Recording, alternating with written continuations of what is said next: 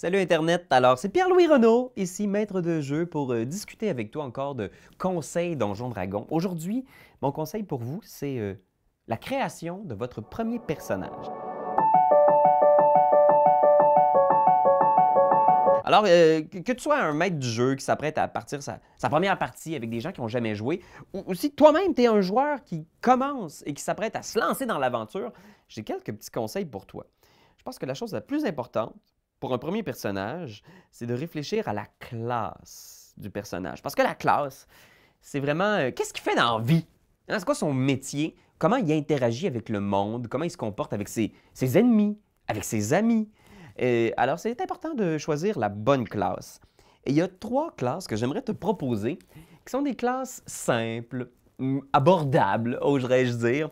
C'est pas que les autres classes sont pas bonnes, puis comprends-moi bien. Si t'es motivé, si tu as le temps de lire le manuel du joueur et vraiment là, lire tous les pouvoirs de ta classe, tu peux faire ce que tu veux, il n'y a aucun problème.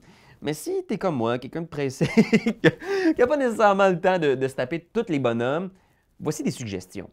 Je te suggérerais de commencer par un bon guerrier.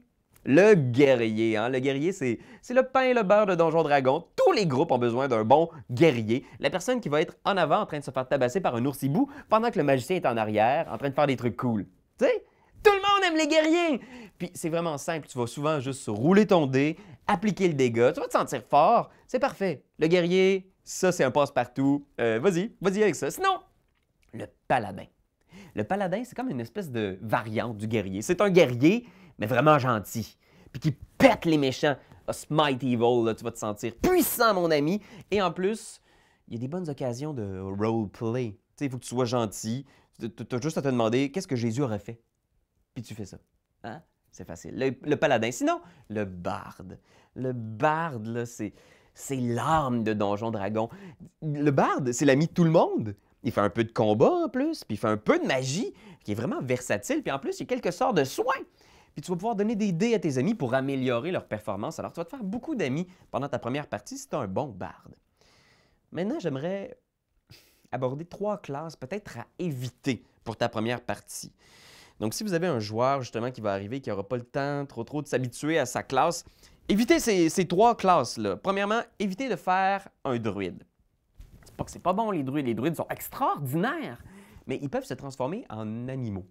Et ça, c'est cool, mais il faut que tu connaisses les statistiques de tous ces animaux-là. Donc, il faut vraiment qu'ils aient le temps de faire de la recherche dans le livre des monstres. Et des fois, ça peut créer des espèces de malaise si vous avez un joueur qui décide qu'il se transforme justement en tyrannosaure au niveau 2. C'est pas possible, tu peux pas faire ça. Alors, évitez la chicane, pas de druide. Sinon, évitez les prêtres. Les prêtres sont essentiels à un bon groupe de Donjons Dragons. C'est eux qui vont vous sauver la vie dans les moments les plus dangereux, les plus difficiles. Mais ils ont accès à toute la liste des sorts de prêtres. Ça, c'est des dizaines, voire des centaines de sorts, dépendamment à quelle édition ou à quel système vous vous adonnez.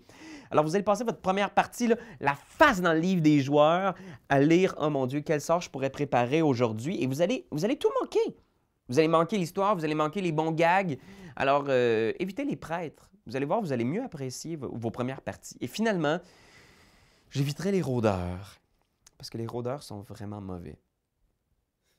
Bon, OK, c'est un secret de Polichinelle. La 5e édition a créé la classe du rôdeur de façon un peu déséquilibrée. Un peu moins forte que lors des dernières éditions. Alors, vous allez peut-être vous sentir un peu pas efficace comparé aux autres combattants. Je vous dirais, évitez-le, puis il y a, dans Unearthed Arcana, qui est comme une espèce de laboratoire vivant où Donjon Dragon publie sur Internet des patchs, si on peut dire, des façons de réparer ce qu'ils ont sorti dans les livres. Bien, le rôdeur a évolué. Il y a plusieurs améliorations qui ont été apportées à cette classe-là. Mais ça va vous demander un peu de recherche sur Internet puis des négociations avec votre maître du jeu. Alors, peut-être l'éviter pour une première partie. Voilà, c'est mes petits conseils. Hein, mais bien sûr, je vous le rappelle, hein, tout est possible dans Donjon Dragon. Alors, c'est sûr que tu peux faire ton Warlock ou ton Magicien, mais juste t'assurer d'avoir le temps de bien lire les pouvoirs de ce personnage-là. Et sinon, je vous dis comme toujours demain, une partie de Donjon Dragon avec les appendices et Etu Game. Manquez pas ça. Puis sinon, on se revoit dans la prochaine capsule. Bye bye!